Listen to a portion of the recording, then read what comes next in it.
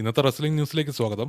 ടോപ്പായിട്ടുള്ള news Cody റോഡ്സിന്റെ പോഡ്കാസ്റ്റിന്റെ അകത്ത് ജോൺസിനെ നടത്തിയ interview ആണ്. ഇവർ രണ്ടുപേരും കൂടെ ഓൾമോസ്റ്റ് ഒരു 2 മണിക്കൂർ സംസാരിച്ച് ഇതിന്റെ അകത്ത് ഒരു ഹൈലൈറ്റ് സീന യങ് ടാലൻസിന് കൊടുത്ത ഒരു അഡ്വൈസ് ആണ്.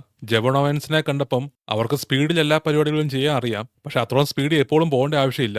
ഇടയ്ക്കൊരു പോസ് എടുത്തിട്ട് ഓഡിയൻസുമായിട്ട് ഇന്ററാക്ട് ചെയ്യാൻ വേണ്ടി മറക്കരുതെന്ന് പറഞ്ഞ്, പിന്നെ എപ്പോഴും റിമെമ്പർ ചെയ്യണം, പെർഫോം ചെയ്യുമ്പോൾ അതൊരു സംഭാഷണമാണ്. അപ്പോൾ ഓഡിയൻസിന്റെ റിയാക്ഷൻ റെസ്ലേഴ്സ് ഹിയർ ചെയ്യണം, എന്നിട്ട് അതിന് റെസ്പോണ്ട് ചെയ്യണമെന്ന് ഓർപ്പിച്ച്. പിന്നെ പറഞ്ഞൊരു കാര്യം, ലൈവ് ഇവന്റ്സിന്റെ ഒക്കെ നമ്പേഴ്സ് ഇപ്പം കുറഞ്ഞുകൊണ്ട് പണ്ടത്തെ ആൾക്കാർ ചെയ്ത പോലെ ഓരോ കാര്യങ്ങൾ എക്സ്പെരിമെന്റ് ചെയ്യാൻ വേണ്ടി ഇവർക്ക് ഓപ്പർച്യൂണിറ്റി ഇല്ലാതെ പോവുകയാണ്. സീന പണ്ട് പറഞ്ഞിട്ടുള്ള കാര്യമാണ്, ആ യു ക്യാൻ സീ മീയുടെ ഹാൻഡ് ജസ്റ്റർ ചെയ്യുന്നത് സീന ഫസ്റ്റ് എക്സ്പെരിമെന്റ് ചെയ്തത് ഒരു ഹൗസ് ഷോയ്ക്കകത്ത്. എന്നിട്ട് ആ ഹൗസ് ഷോയിലെ ക്രൗഡ് റിയാക്ഷൻ കണ്ടിട്ട് അത് പോസിറ്റീവാന്ന് മനസ്സിലായപ്പോഴാണ് നമുക്ക് ടി വിക്കകത്ത് പുള്ളി അത് പെർഫോം ചെയ്ത് തുടങ്ങിയത്. അപ്പോൾ ഇപ്പോഴത്തെ ടാലൻസിന് ആ ഓപ്പർച്യൂണിറ്റി ഇല്ലെന്നും പറഞ്ഞുകൊണ്ട് അവരോട് റിസ്ക് എടുക്കാതിരിക്കല്ലെന്ന് പറഞ്ഞ്, ഒരു ക്യാമറ അവരുടെ മുമ്പിലുണ്ടോ അത് ഓപ്പർച്യൂണിറ്റിയാണ്. അതിപ്പം റോയ് ആണെങ്കിലും സ്മാക്ക് ഡൗൺ ആണെങ്കിലും അതിൻ്റെ അകത്ത് ആ റിസ്കുകളും ഇന്നോവേറ്റീവ് ആയിട്ടുള്ള ഐഡിയാസും എക്സ്പെരിമെന്റ് ചെയ്ത് നോക്കാൻ വേണ്ടി പറഞ്ഞു. പിന്നെ ഉണ്ടായിരുന്ന ഒരു കാര്യം, ആ സർവൈവർ സീരീസിന്റെ അകത്ത് ജഡ്ജ്മെന്റയുടെ ഇന്റർഫിയറൻസ് എല്ലാം സീനയുടെ ഐഡിയ ആയിരുന്നു. ജഡ്ജ്മെന്റേക്കകത്തെ ഓരോ മെമ്പറിനും ആ ഫുള്ളി സോൾഡ് ഔട്ട് ആയ 45,000-ഓളം വരുന്ന ക്രൗഡിന്റെ റിയാക്ഷൻ ഒന്ന് എക്സ്പീരിയൻസ് ചെയ്യാൻ വേണ്ടിയുള്ള ഓപ്പർച്യൂണിറ്റി ഉണ്ടാക്കി കൊടുക്കണമെന്നായിരുന്നു ജോൺ സീനയുടെ ആഗ്രഹം. പിന്നെ പറഞ്ഞൊരു കാര്യം, റസൽമേനിയ മെയിൻ ഇവന്റിന്റെ കോടിയായിട്ടുള്ള മാച്ച് സീനയുടെ പെന്റ് ഹൗസിന്റെ അകത്ത് ഇരുന്നുകൊണ്ട് ഓരോന്ന് അടിച്ചുകൊണ്ടും ഒരു സിഗാർ വലിച്ചുകൊണ്ടുമാണ് പ്ലാൻ ചെയ്തത്. മജോറിറ്റിയും ആ മെയിൻ ഇവന്റ് റസൽമേനിയ ഹിസ്റ്ററിയിലെ തന്നെ ഏറ്റവും വേഴ്സ്റ്റ് എന്നാണ് പറയുന്നത്. അപ്പോൾ ആ മാച്ച് പ്ലാൻ ചെയ്തത് ഓരോന്ന് അടിച്ചുകൊണ്ടാന്നും കൂടെ കേട്ട് കഴിയുമ്പോൾ എല്ലാവരുടെയും റിയാക്ഷൻ ഓൺലൈൻ രസമായിരിക്കും. ഇത് കഴിഞ്ഞിട്ട് കോടി പറഞ്ഞ് സീന വരുന്നുണ്ടെന്ന് കേട്ടപ്പോൾ ഗന്ധറും ആ പോഡ്കാസ്റ്റിനകത്ത് അപ്പിയർ ചെയ്യണമെന്ന് ആഗ്രഹം കാണിച്ചു. സീനയപ്പം പറഞ്ഞ് ഗന്ധറിനെ നിർബന്ധമായിട്ടും കൊണ്ടുവരണം. അത് കഴിഞ്ഞിട്ട് ഗന്ധറിനെ ഹ്യൂജ് ആയിട്ട് പ്രൈസ് ചെയ്ത്, ഇവർ രണ്ടുപേരുടെയും സ്റ്റൈൽസ് ടോട്ടലി ഡിഫറെന്റ് ആണെന്ന് പറഞ്ഞാലും ഗന്ധറിന്റെ റിങ്ങിനോടുള്ള റെസ്പെക്റ്റും ഓൾഡ് സ്കൂൾ ആയിട്ടുള്ള റെസ്ലിംഗ് സ്റ്റൈലും റിങ്ങിനെ വളരെ സേക്രഡ് ആയിട്ട് കാണുന്ന ആ മെന്റാലിറ്റിയും സീന പ്രൈസ് ചെയ്ത്. പിന്നെ ഇന്റർവ്യൂവിന്റെ അകത്ത് നമുക്ക് കോടിയുടെ ചെവിയെ ബാൻഡേഡ് കിടക്കുന്നത് കാണായിരുന്നു. അത് ആ ഓബാഫെമി ആയിട്ടുള്ള മാച്ചിന്റെ അകത്ത് കമന്ററി ടേബിളിലേക്ക് വീണപ്പം പറ്റിയ മുറിവിന്റെ. ഇതെല്ലാം കഴിഞ്ഞ അവസാനം സീന കോടിയെയും പ്രൈസ് ചെയ്ത് അതിന്റെ ബായ് പറയുമ്പോൾ കോടി ഓൾമോസ്റ്റ് പൊട്ടിക്കരഞ്ഞുകൊണ്ടാണ് ഈ പോഡ്കാസ്റ്റ് എൻഡ് ചെയ്യുന്നത്. യുഎസിലെ ബ്ലീച്ചർ റിപ്പോർട്ട് എന്ന് പറയുന്ന ഒരു ന്യൂസ് ഏജൻസി കഴിഞ്ഞ ദിവസം സീനയുടെ ഫെയർവെൽ ടൂറിനെ കംപ്ലീറ്റ് ആയിട്ട് റേറ്റ് ചെയ്തായിരുന്നു. അതിന് കൊടുത്ത ഗ്രേഡ് എഫ് ആ. അതെനിക്ക് തോന്നുന്നത് ഏറ്റവും ലോവസ്റ്റ് ഗ്രേഡാണെന്ന് തോന്നുന്നു. എന്തായാലും സീനയുടെ റിട്ടയർമെന്റ് കംപ്ലീറ്റ് കഴിഞ്ഞു. ഇനിയിപ്പോൾ അതിൻ്റെ അകത്ത് പോരായ്മകളെ നോക്കിയിട്ട് കാര്യമില്ല. സീന എന്തായാലും പറഞ്ഞത് പുള്ളി ആഗ്രഹിച്ച പോലെ തന്നെയാണ് ആ ഫൈനൽ മൊമെന്റ്സ് പോയത്. അത് പെർഫെക്റ്റ് എൻഡിങ്ങും ആയിരുന്നു. അതിന് പുള്ളിക്ക് ഒത്തിരി സന്തോഷം ഉണ്ടായിരുന്നു എന്നും പറഞ്ഞു. അപ്പോൾ ആ എൻഡിങ്ങിന്റെ അകത്ത് സീന ഹാപ്പി ആയിരുന്നെങ്കിൽ പിന്നെ നമ്മളെല്ലാവരും ഹാപ്പിയാണ്. നെക്സ്റ്റ് ആയിട്ട് ആ സാറ്റർഡേ നൈറ്റ് മെയിൻ ഇവന്റ് അകത്ത് സീനയുടെ ഒരു വീഡിയോ പാക്കേജ് ഷോ ചെയ്തപ്പം കെവിൻ ഓവൻസ് അതിന് റിയാക്ട് ചെയ്യുന്ന ഒരു ക്ലിപ്പ് ഇപ്പം വൈറലാവുന്നുണ്ട്. ആ സമയത്ത് കാണിക്കുന്ന വീഡിയോ റോമൻ റൈൻസും ബ്രോക്ക് ലെസ്നറും ഉൾപ്പെടെ താങ്ക് യു പറയുന്ന ആ 3 മിനിറ്റിന്റെ വീഡിയോ.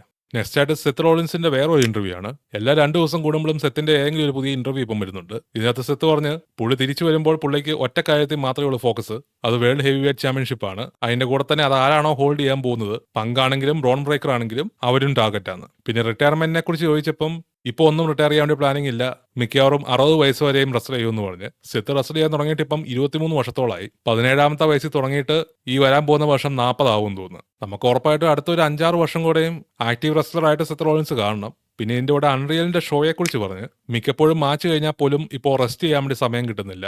കാരണം ഈ അൺറിയലിന്റെ ഡോക്യുമെന്ററി ക്രൂ ക്യാമറയായിട്ട് ബാക്ക് സ്റ്റേജ് വെയിറ്റ് ചെയ്തുകൊണ്ടിരിക്കുമായിരിക്കും. ഞാൻ ഓർക്കുന്ന ഈ അൺറിയൽ വന്നുകൊണ്ടാണോ ഈ വർഷം ഇത്രയും കൊളായെന്ന. കാരണം റൈറ്റേഴ്സ് റൂമിന്റെ അകത്തും ബാക്ക് സ്റ്റേജിലെ ഇന്ററാക്ഷൻസും എല്ലാം ലിമിറ്റഡ് ആയല്ലോ ഇപ്പം. പിന്നെ എല്ലാ കാര്യങ്ങളും പെർഫെക്റ്റ് ആയി പോയി കഴിഞ്ഞാൽ ഈ അൺറിയലിന് പ്രത്യേകിച്ച് കണ്ടന്റ് ഒന്നും ഇല്ലതാനും. അപ്പോൾ അതിന്റെ അകത്ത് കുറച്ച് ഡ്രാമ ക്രിയേറ്റ് ചെയ്യാൻ വേണ്ടി ബാക്ക് സ്റ്റേജ് ഇവന്മാർ എന്നൊക്കെ കാണിക്കുന്ന ആർക്കറിയാം. പിന്നെ ഇന്റർവ്യൂവിന്റെ അകത്ത് ബെക്കി ലിഞ്ചും കൂടെ ഉണ്ടായിരുന്നു.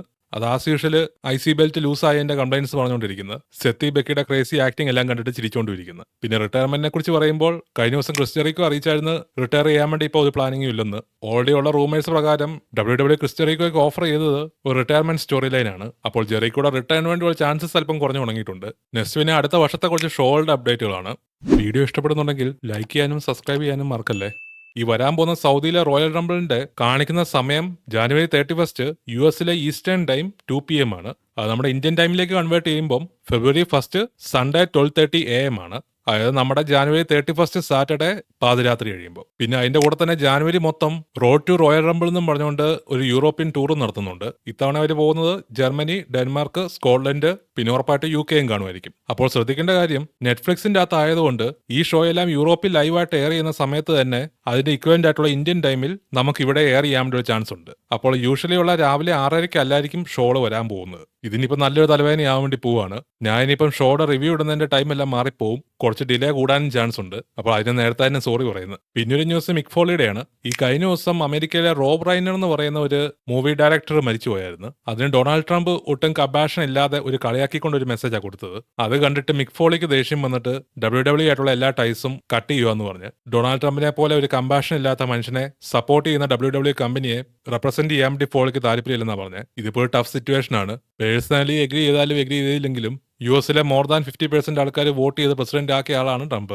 അപ്പോൾ ആ ഒരു കണക്ക് വെച്ച് നോക്കുമ്പോൾ തന്നെ WWE മേജർ ഫാൻസ് ഉള്ളത് യുഎസിലാണ്. അപ്പോൾ ആ ഫാൻസിന്റെ അകത്ത് മോർ ദാൻ 50%ഉം മോസ്റ്റ് ലൈക്ലി ട്രംപിന്റെ സപ്പോർട്ടേഴ്സ് ആയിരിക്കും. അപ്പോൾ മിക് ഫോളി ബന്ധം വിട്ടു പോകുമ്പോൾ പുള്ളിയുടെ ഫാൻ ബേസിന്റെ 50%നോട് കൂടെയാണ് ബൈ പറയുന്നത്. അതിപ്പോൾ എന്തായാലും പുള്ളിയുടെ പേഴ്സണൽ ഡിസിഷൻ ആണ്. വരാൻ പോകുന്ന റസൽമേനിയയിലോ സമർസ്ലാമിലോ ഒന്നും ഗസ്റ്റ് ആയിട്ട് അപ്പം മിക് ഫോളിയെ ഇനി പ്രതീക്ഷിക്കേണ്ട. പിന്നെ ഫൈനലായിട്ട് ഈ കഴിഞ്ഞ ദിവസം TNAയുടെ ഒരു ഷോ ഉണ്ടായിരുന്നു. അതിൻ്റെ അകത്ത് അവർ TNA വേഴ്സസ് NXTയുടെ ഒരു കേജ് മാച്ച് നടത്തിയായിരുന്നു. ആ കേജ് മാച്ചിന്റെ അകത്ത് TNAയുടെ ജനറൽ മാനേജറായ നമ്മുടെ പഴയ സാന്റിനോ മൊറാല ഉണ്ടായിരുന്നു. TNAയുടെ ടീമാണ് അത് വിൻ ചെയ്തത്. മാച്ച് കഴിഞ്ഞിട്ട് NXTയിലെ അരിയാന ഗ്രേസ് സാന്റിനോയെ അപ്രോച്ച് ചെയ്ത്. ഈ അരിയാന ഗ്രേസ് സാന്റിനോയുടെ ശരിക്കുള്ള മകളാണ്. എന്നിട്ട് ആ NXTയുടെ ടീമിന്റെ അകത്ത് ഉണ്ടായിരുന്നത് സ്റ്റാക്സ് എന്ന് പറയുന്ന വേറൊരു NXT താരാണ്. ആ സ്റ്റാക്സ് അരിയാനയുടെ റിയൽ ലൈഫ് ആയിട്ടുള്ള ബോയ് ഫ്രണ്ടുമാണ്.